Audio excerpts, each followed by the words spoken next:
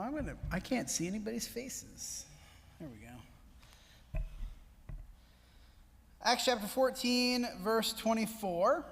When they passed through Pisidia, this is Paul and Barnabas, came to Pamphylia. When they had spoken the word in Perga, they went down to Attalia. Then they sailed to Antioch, from where they had been committed to the grace of God for the work they had fulfilled. When they had arrived and gathered the church together, they began to report all the things that God had done with them and how he had opened a door of faith to the Gentiles. And they spent not a little time with the disciples. This is essentially what we're doing right now. We gathered the church together and began to give a report of all the things that God had done through them. Of course, that's Paul and Barnabas. It was Chuck and Tristan and I, and there were some other guys too, but we were the most important.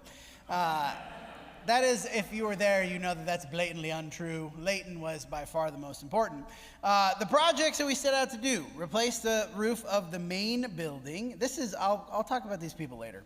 Actually, really, Chuck's going to talk about these people later. This is on Sunday. That is before we are exhausted and tired. That is the first day we got there. That was the church service on Sunday. We're going to replace the roof of the main building at the Kumanii Christian Center. Real quick, I want to make a couple of clarifications, and then Chuck's going to talk more about this at the end. The Kumanii Christian Center is not a town. It is not the church building either. There's a separate church building. It is basically the home base of the evangelists. Chuck's going to talk about that more at the end, how that works. But that's what we're doing. We're replacing the main roof of the main building in the place where the evangelists stay during the week. We got there. We also learned that we were going to extend the roof by 3 to 6 feet.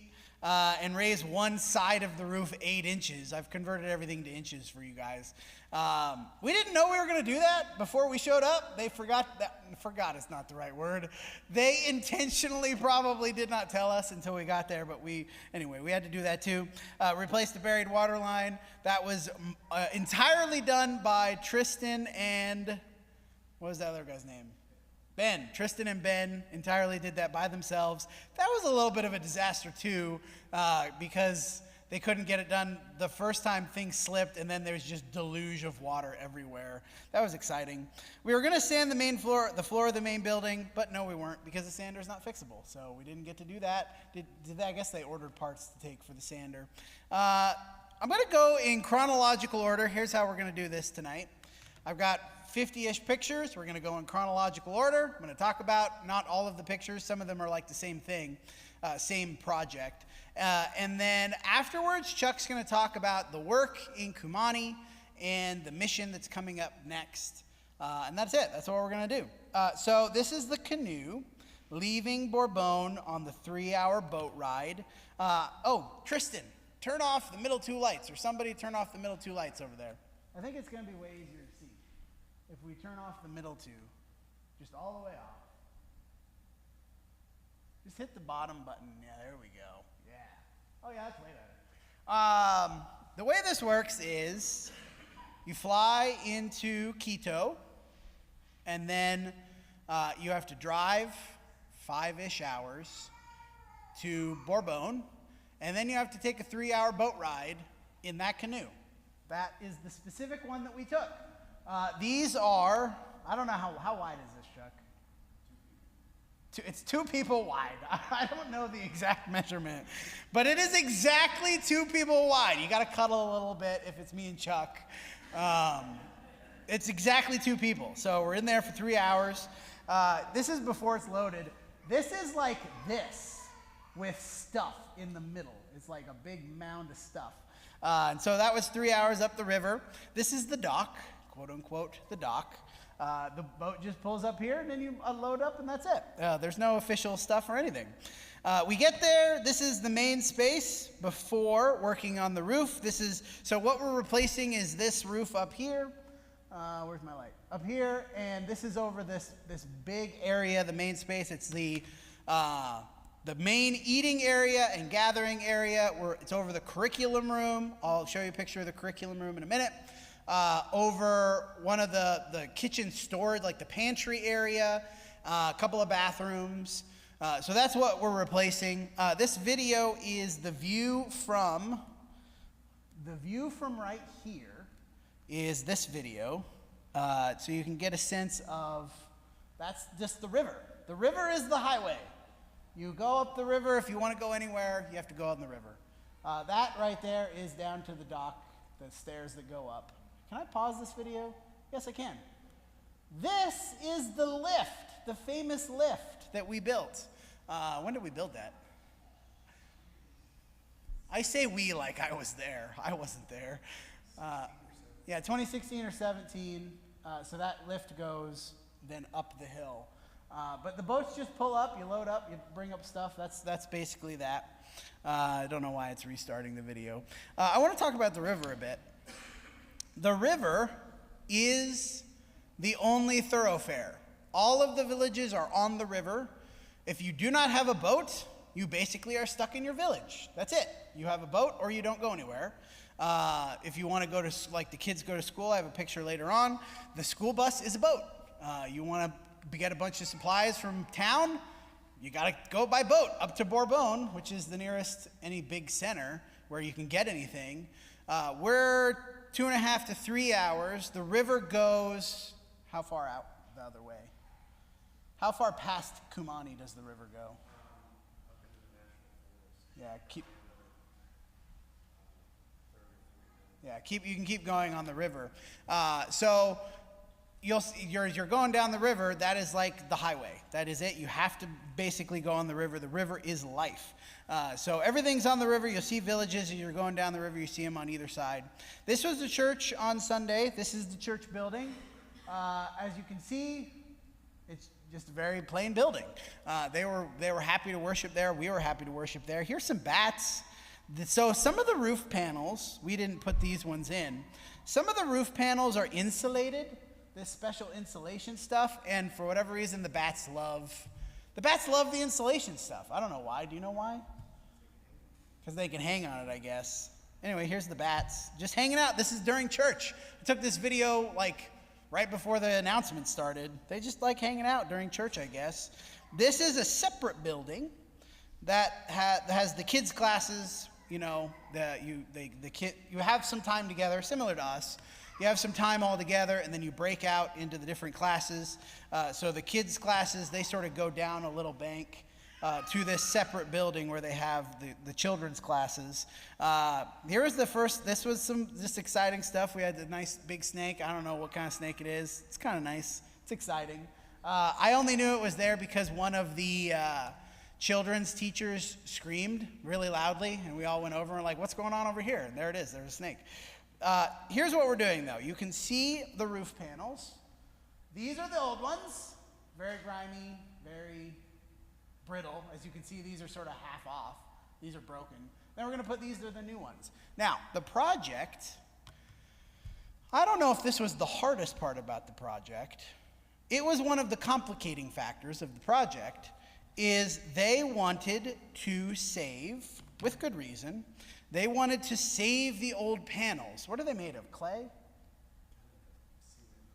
Like a cement tile sort of a thing, which means that if you just throw them off, they're going to break. They're not resilient at all, and you can see how they're even just, if you're picking them up and you hold too hard this way, they'll just snap in half. But they wanted to keep the tiles, the old ones, because they're better than what many people on the river have.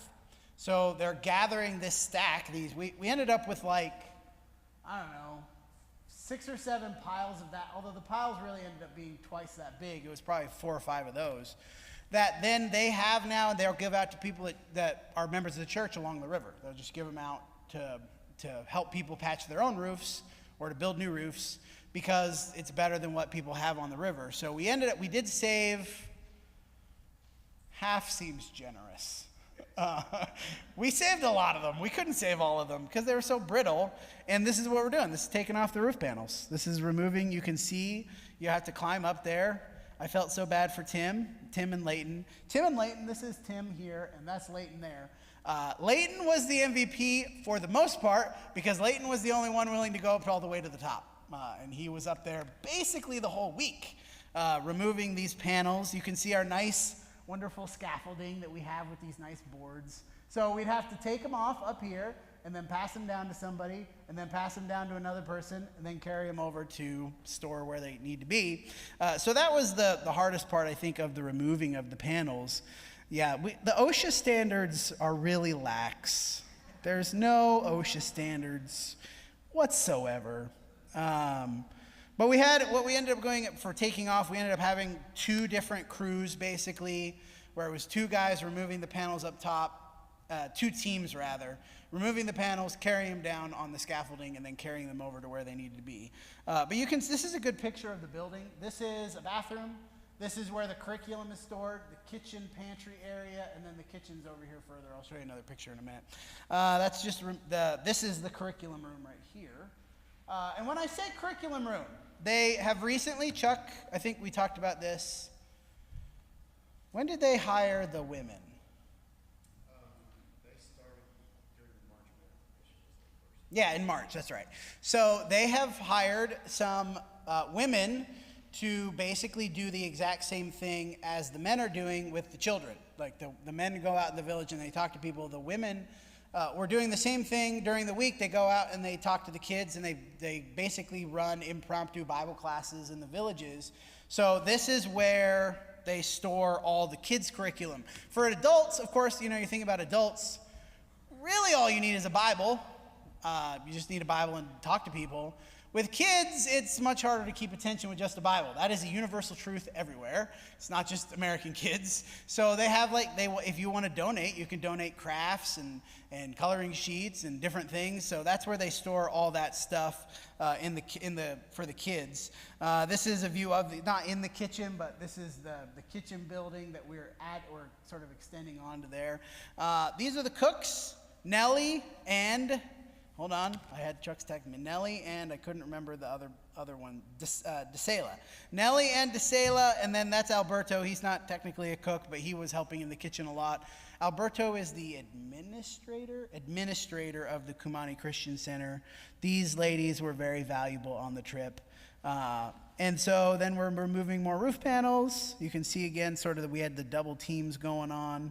I think I already did that picture. A lot of break times. One of the things that they do is they would have Coke breaks where everybody sat down and we all got a glass of Coke, and that was really nice and exciting. Tristan did that with most of his pictures. You can't tell that's Tristan by his design, but that's Tristan. He was very good at avoiding the camera. We did the dishes. We did some of the dishes. That is Brad. This is Brad. He's from Bentonville. That's right, Bentonville. Brad is from Bentonville. Leighton is from Bentonville. We'll have a good picture of everybody at the end. This was the hardest part of the project, was extending the roof. Now, this is not a great picture. It was hard to even capture because there's so many boards going everywhere.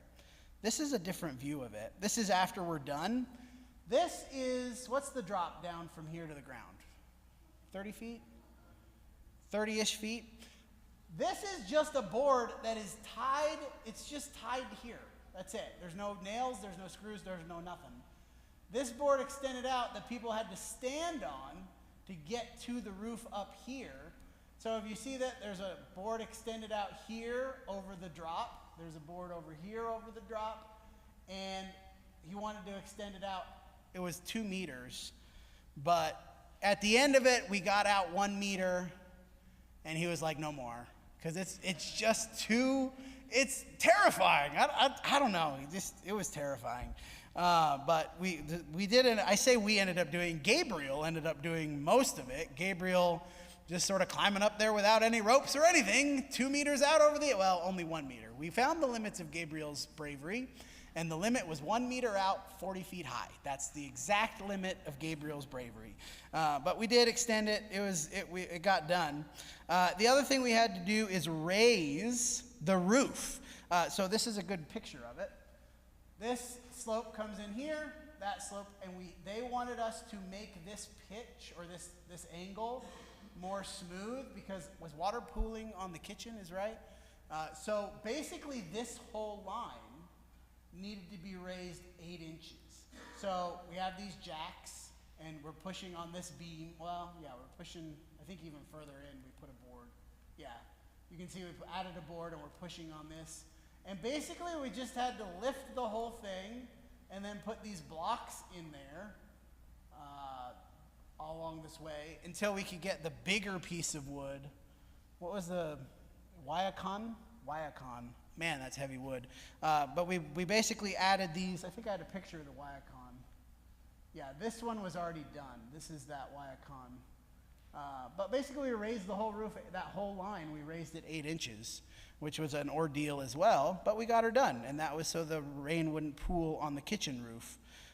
We did have to tarp a bunch of stuff. I don't know if you can tell. Because it would rain, I don't know, twice a day, 3 times a day, just for 10 minutes. So we'd have to tarp it while we were taking the roof off to protect some stuff. Eventually we got to put on the new panels. These are the red panels. They're longer. Take a lot of breaks, so many breaks. You can see how dirty everybody got. That's Gabriel. Gabriel here. And I guess maybe he's the MVP because he was the only one that would go out in the crazy area. But putting on the new roof panels, we had to re-put all of these on down the roof to affix the roof tiles too. So we just, I don't know, however far it was, but we had to put all those back on and then affix the panels. Every day, this is basically how lunch was: a lot of fruit, a lot of rice. But they brought out the good stuff for us. I feel bad for Chuck. Chuck says when he goes by himself, they don't give him the special treatment anymore. You're just in the normal now. And then so this would be dinner every night. We'd put out the tables again and sort of gather around in the evening. This is a better view of the kitchen. This is the kitchen here. That was dinners every night were a good time to fellowship. And basically we got up at 7 every morning, ate breakfast, started working at 8, had dinner 6-ish, 6:30. Then we had a devotional and hang out, and everybody went to bed by 8. And that was it. That was 8 to 8 every day, and then just go to bed because we were exhausted doing roofing all day in the humidity. The locals ended up having to help. The local evangelist, so Gabriel is not an evangelist, but he works there. Alberto, the administrator, he helped. And then some of the evangelists that were there that week, and then 2 students. So one of the things is, where's the school? The school is in Quito, the Bible school. Part of I guess it's essentially a practicum for the Bible students at Quito is you have to go do a rotation at Kumanii. You have to do a rotation of the evangelism. So while we were there were 2 of the students from the Bible college who were basically doing their practicum. And so they also got roped into helping finish so we'd get finished in time. I don't know how Chuck and who was this other guy? What's his name? Ryan. I don't know how Chuck and Ryan got roped into. They figured out how to be the supervisors over on this nice grassy area over there. Look at them just chatting away and hanging out over there. Very strenuous labor. Meanwhile, Tristan and Ben, they're having to drag these giant panels everywhere. Where were you guys for the dragging of the panels? I don't know. And then this is how we had to get the panels up. So you drag them over, and then you have to lift them up and then up onto the roof. But we did get it done. This is a picture of Gabriel after the last panel. Very exciting. And then there's all of us. So this is, who is that? That's Byron. Byron, is that Byron? No, that's Julio. Julio's one of the evangelists. Ishmael, that's Ishmael. He's one of the evangelists. That's Ben. Tristan thinks my laser pointer's not good enough. That's Ben. That's Byron. He's one of the students. That is Ronald. He's also one of the students. Brad is from Bentonville. There's Tristan. There's Alberto. He's the administrator. That's Leighton. He is Brad's son. I believe that was correct. Brad and Leighton are from Bentonville. There's Tim. I don't remember where Tim was from. Yeah. Can't remember what town. There's Ryan, and he's from Texas. Sherman, I think. Is he from Sherman, Texas? And then there's Chuck, and there's me, and there's Gabriel. Gabriel standing up top, having a good time. That's what it looked like at the end. Now, these panels, when were these replaced? 2 years ago. These were replaced 2 years ago. These are the newer PVC composite stuff, right? But you can see in 2 years, this is what they start looking like. It just doesn't take very long for them to get totally covered in humidity and stuff. This is the first meal under the new roof. just hanging out and having a good time. We're done. Chuck will talk more about these people later on, but this is the picture heading home. And then I have a couple of pictures on the way back. So this is essentially the school bus, is the boat. These are kids heading to school. Atlas is very sad about the whole deal. These are kids heading to school. Atlas would love to go to school on a boat, probably. So they all have these white uniforms. You could easily tell the school boats because it's all a bunch of kids with white shirts. But not all of the villages have schools, so I assume they have it divvied out by area. Most villages, this is what the stairs are like, the entrance to the village. You just pull up your boat, and this is what you have to do to walk up to the village. Kumanii Christian Center has a much nicer situation, let's say, a much nicer situation between the stairs and the lift. That's great. But if you're just at most of the random villages along the river, this is what you have to carry all the stuff up, is these kind of stairs. So there's a lot of blessing, of course, of being at the Kumanii Christian Center that a lot of the villages don't get to experience as much. We got to eat some cocoa. This is raw cocoa. This is out of the cocoa plant. That was exciting. It does not look very appetizing at all. It does not, and it feels very slimy. It was good, though. It was tasty. There was one of the villages had a pig co-op. So they had all of them gotten together, and they raised pigs. Did they sell the pigs to other villages? That's what they did, right? Yeah, they sold the piglets to other villages. So they had this nice little pig co-op area. So the villages, they do what they need to do, whatever they need to do in order to survive. People will do. It's just, again, a totally different way of living, different life experience. Going back to Bourbon, this is Bourbon, the view as we're coming back to, and here's the dock. Everybody this is where we originally were going to land. This is where we took off from to go to Kumanii. And as you can see, we were not getting into that dock. So we had to go down to a different part of the area. Spent a couple hours at the market in one of the not in Bourbon. Where's the market? I don't know. It's a market in Ecuador. Oh, yeah, Ibarra. Yeah, that's right. In one of the gas stations we stopped at, there was this parrot who wouldn't let me get any chips. He did not want me to buy those Ruffles. I don't know what's going on with that guy. Then we went back to the airport, waited at the airport. Funny story, Tristan and I, when we got back to Houston, landed in Houston, coming back, I think some planes were delayed is what ended up happening. So there were basically 4 international flights arriving at Houston at the same time, which means customs was absolutely flooded with people. And Tristan and I ended up at the back of the line, and we were there in the customs line for like an hour, and then we had to run through the airport, run through security, because we were going to miss our connecting flight. Chuck had already gotten to the flight. He was there, I don't know, you had plenty of time. You were not even. So Chuck's at the gate. He's like, can you wait on these guys? They're coming. Chuck is texting me the whole time as Tristan and I are literally sprinting through the airport. Chuck's texting me, you have 15 minutes left. They're going to take off in 15 minutes. You have 10 minutes left. You have to get here right now. You have to get there. And we got there, I think literally, he told Chuck, if they are not here in 1 minute, I'm closing the doors. And here we come around the corner. We made it. It was very exciting. But we did make it. So I'm going to let Chuck talk a little bit about how the mission work goes and the trip that's upcoming.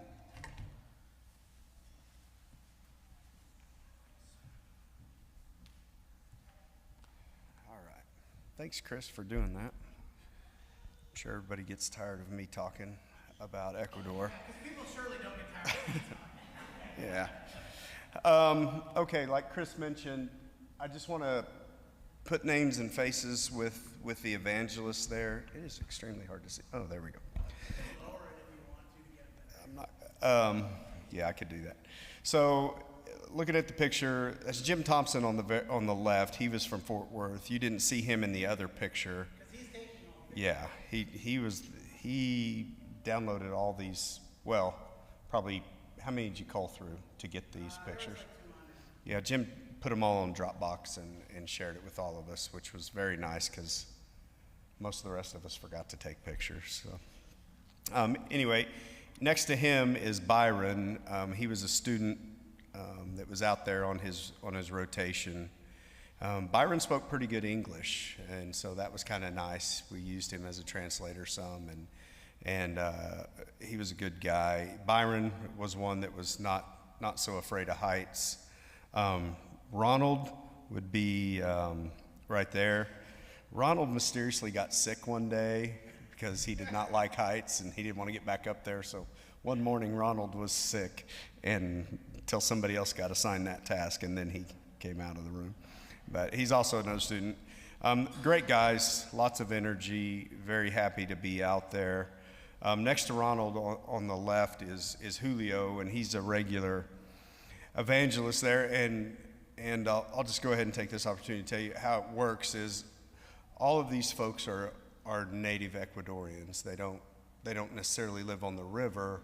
They're from other towns in Ecuador or cities, but they've all been through the Bible college there in Quito and are now working as evangelists. So they come out to the river for 2 weeks, and then they rotate back home for a week, and then they're back out for 2 weeks. And their schedules are staggered, so very rarely are they all there at the same time, which I think there was 2 days that everybody was there at the same time, then they rotate out. But going across, down at the bottom, of course, there's Nellie and DeSella. They were the cooks. Now, they do live on the river. They live in Corriente Grande, which is just maybe 15 or 20-minute boat ride. So they come and cook. When it's just the evangelist and there's no outside groups there, it's just Nellie. But when there's a bigger group, DeSella comes and helps also. The three girls on the right, on the far right is Ureli. She is one of the girl missionaries there. And then there's Jenny in the middle. She's brand new. Her first day was like, we'd been there 2 or 3 days. I felt so bad for her. I don't think they prepared her well for what it. She had on nice shoes, makeup, dressed to the nines, and it's raining, and she's getting soaked. Everywhere she goes is wet. Wasn't sure. She was not dressed that way the next day. Right. We're not sure if she's going to make it after that experience. But next to her is Patty. And Chris alluded to earlier, and Tracy in the ladies' class collected funds and raised money, and you guys sent them a lot of supplies for teaching the children. And they also have ladies' classes, especially with the indigenous women. They're not very open to men. So they got these girls in, and they're having great success. I just got a picture yesterday, which I should have gave you, Chris, to put on here, but they had a kids' day at Kumanii. There was probably 80 kids there, which was great. They're trying to do that at least once a month, which is a good thing. It's good for the parents, too. They can get rid of the kids for a half a day or whatever. And then, let's see, next to me there on the right is Gabriel. Gabriel's an interesting guy. He was Kent's first convert when Kent started evangelizing up the river. And he's been a part of Kumanii from the beginning. And everybody that's gone there know him very well. I know Lee and BJ both are there, and they're very impressed with him. Steve and Alicia have been, and they are, and of course Doylene and Becky, and everybody that's been there knows him, and they know his heart. And I tell you what, he's nonstop doing stuff for other people all the time. Very selfless guy. He's got a great reputation on the river. People respect him well. And he's an intelligent guy. He's the one that started the pig co-op in that village, and he's done several other things, just trying to better everybody's life that he's around. And the exciting part for me with Gabriel, as they've had some turnover in evangelists, there's an opportunity for him to get more involved in evangelism side, which is what he wants to do. He's taken some remote classes from the college to get a basic. It'd be like getting credits to pass his first year at the school, but it's remote. It takes a while. They meet once a quarter to have these classes. So he's almost completed that. He's very excited, and he's going to be more involved in the evangelism side. And then next to him there is Ishmael. He's been evangelist there for a while. Favorite thing about him is his smile is huge. He's a very friendly guy. It was a great group there, but I want to focus on these guys. That's why we're there. That's why we go. Is the facility is great. It's especially along the river standards. It is a great facility. So these events that they're having there, they draw a lot of people, and that's great. There's the number of people that they're able to reach because we have built this is tremendous. And then when we go and have medical missions, usually, like in March, it was a 4-day medical mission. Coming up in August when we go, it'll be 4.5 days. We spent 2 days at this facility, which is really nice because we've built. Well, Dewey's been a big part of it, but we've built a medical building there, and then it's got some offices upstairs if doctors need privacy, a big room downstairs for triage. It's got rooms for dental stuff.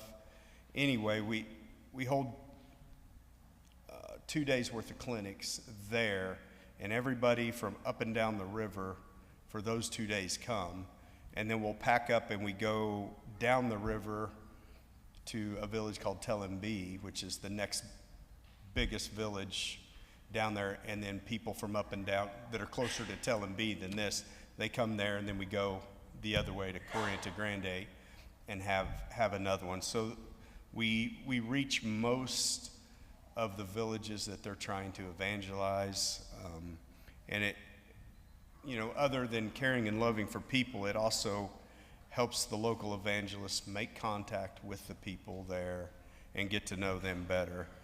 And like I mentioned earlier, we're going again August 29th through September 7th. I know Marta Fisher's going. Doylene's going to go, right, Doylene? Maybe.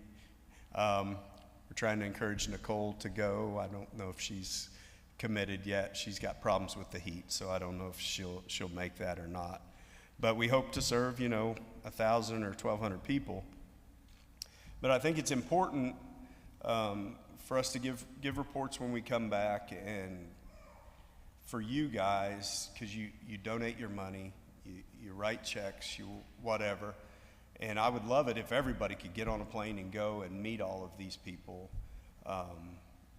And the way we do our mission work here at Dewey, the elders made a decision several years ago to focus mostly on works that we have ties with, so we can have a bigger impact on fewer works that are closer to us, instead of just a real small impact on the numerous round of works. And we see that with, we get reports from Bright and Ruby, and Bob and Lisa have a lot of contact with them, and we get to see the works that they're doing.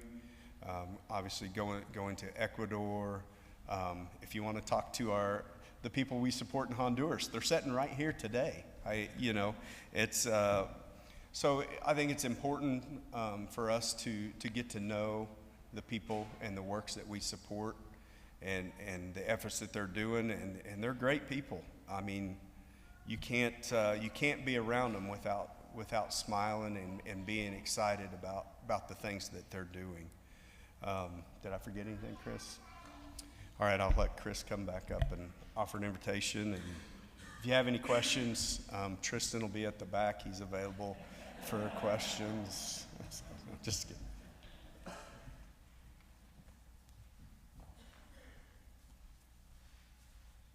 Yeah, it was a very encouraging trip. It was a lot of work. That's what it's going to be.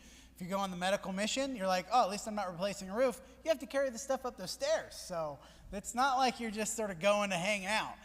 It's good work. It's hard work. I want to read a couple of passages in 2 Corinthians. 2 Corinthians 8:1. There's a lot of an undercurrent in the Corinthian letters especially.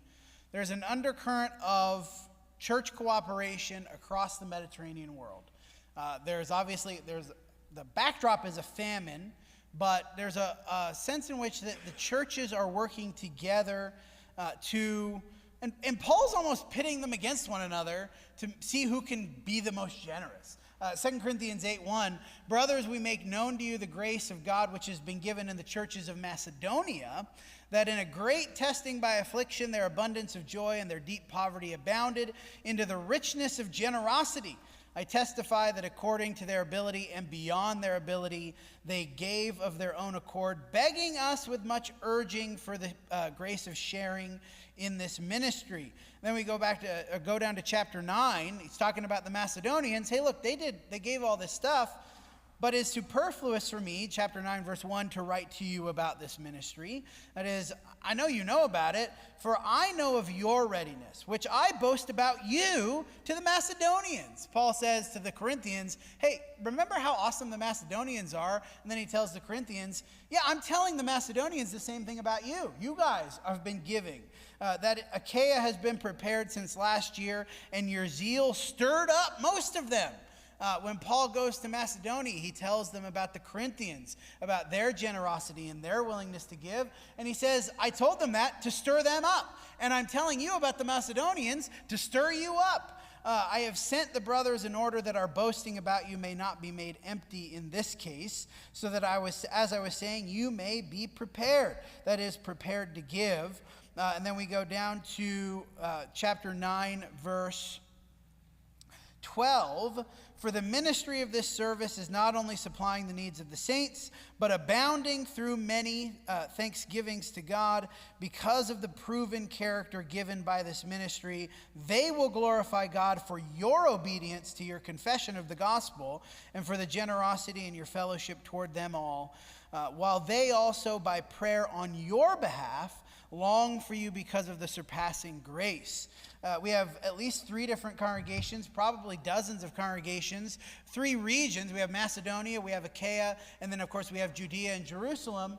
And they're hearing about what everybody's doing in large part, and Paul is very clear about this. He's not sort of subtle. I'm telling everybody what everybody else is doing so that everybody will be encouraged and everybody will be motivated to participate. So we're thinking about the work that's going on in Ecuador. We have work in Honduras. We have work that we support in Africa. We're hearing, one of the reasons we need to hear about what everybody else is doing is motivation, right? We're hearing what's going on there. And when we're there, I was having a conversation with Byron, he's one of the students, talking about how the work is done here and how we know the differences. And it was almost like he's one of the students and he really wanted to pick my brain about, different evangelism techniques. But talking about, the work that's going on in America and the work that's going on in Ecuador, and thinking about how the work is happening really everywhere in the world. Show who Byron is. Byron is that guy up there. That guy. Thinking about how he's working and I'm working and we're all working together for the same cause. One of the reasons I think it's good for people to go on trips like this is a reminder that the church transcends human division. I'm going to see these people in heaven. You're going to see these people in heaven. Thousands, millions of people across the world. You will never know anything about them. You'll never know their names. You'll never know they exist. And you will spend eternity with them. We need to broaden our horizons. The church is not tied to a country. The church transcends. Anything that we put on divisions and categories, and we want to say it's this and it's not that, and God's church, the church that Jesus bought, we're doing the same things, hopefully doing the same things, wherever we are. There's people that need the gospel. There's people that need to be saved. There's people that need to hear the truth. And so we share these reports in large part so that you know what's going on down there, because quite frankly, and I'm going to be as honest as Paul is, I want you to feel a little bit motivated. You see how things are going down there. They're having success. What are you going to do about it? And that's Paul's point. I'm going to tell you about the Macedonians so that you're willing to work. And by the way, when I'm with the Macedonians, I'm going to tell them about you, because I want you to be generous and I want them to be generous. So thinking about these things, I hope will stir us up. We offer the invitation. The invitation, of course, this is more of a, insular sort of a service for the work that we do here. My invitation tonight is, what are you going to do? How are you going to contribute? It's more of a challenge than an invitation. How are you going to find a place to work? What are you going to do in service to the kingdom? There are no excuses. There are no excuses for being involved, for not being involved, I should say. There's no excuses for not being involved in the work somehow. Not everybody's going to do the same thing. Not everybody does the same thing down there. We all have different talents. That's fine. But find something to do. Something to do. And if you don't know what that is, come talk to us. I will put you to work. I'm happy to find stuff for you to do in service of the kingdom. The elders, the deacons, we have all these deacon-led ministries. If you want to serve, come talk to us, and we will help you find a place to do that. Come while we stand and sing.